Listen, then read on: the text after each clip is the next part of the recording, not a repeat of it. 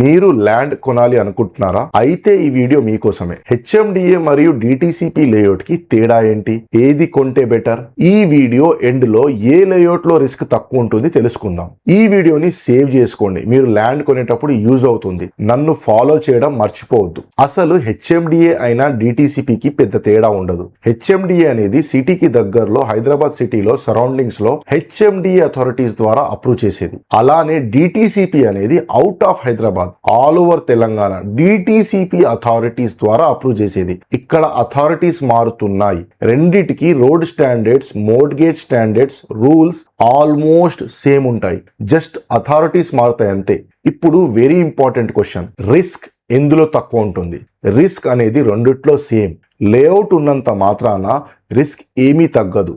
Title dispute, improper documents, వక్ఫ్ land, endowment land, risk అనేది always ఉంటుంది.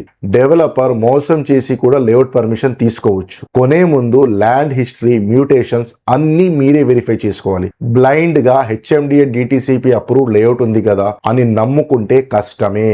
ఈ వీడియో మీకు నచ్చినట్టయితే ఫాలో చేయండి. అండ్ క్వశ్చన్స్ ఏమైనా ఉంటే కామెంట్ లో పోస్ట్ చేయండి, నేను తప్పకుండా రిప్లై ఇస్తాను.